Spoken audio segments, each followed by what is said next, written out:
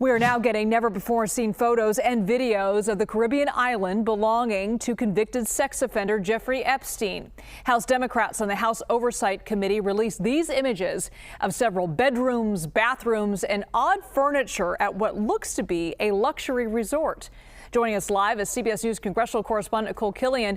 Nikole, what do these images and videos reveal about Epstein's island that we didn't know before?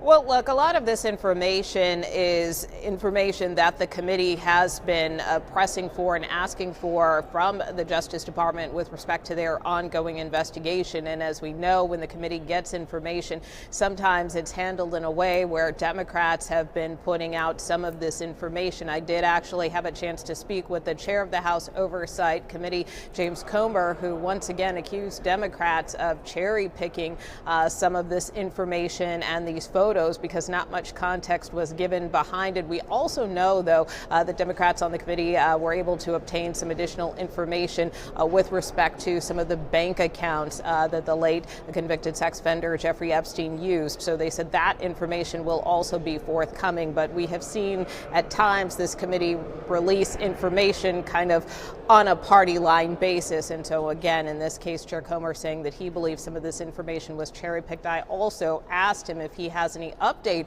on the Justice Department release of the full Epstein files following that vote we saw both in the House and the Senate last month. He said that he has not gotten any information or updates on the Justice Department schedule to release the Epstein files. But keep in mind, they only have 30 days to do so, which means they will have to produce those documents, more documents, at some point before the end of this month. And Nikole, we understand you spoke with Representative Henry Cuellar after his pardon from President Trump. What did he have to say? Yeah, well, this is Congressman Cuellar, who, of course, was facing bribery charges, had been indicted on bribery charges, and was set to go on trial along with his wife next spring. He expressed relief and thanks to the president for doing this. He said he did not speak to anyone at the White House, but his daughters did write a letter to the president asking for this potential pardon. And so I asked the congressman if he had any knowledge of that. Take a listen to what he told me. Daughters, did you ask them to write that letter to the president? You're insulting two young women that can think for themselves, and they love their dad. But were you aware of that letter? And like I said, don't insult my kids.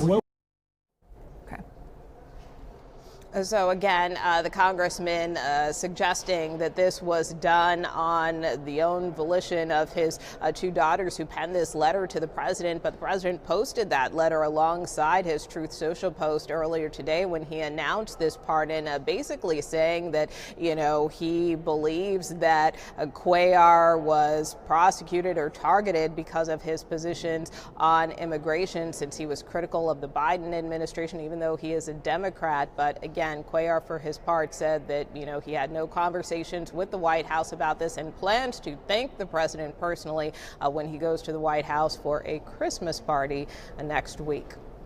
Nikole Killion, thank you so much.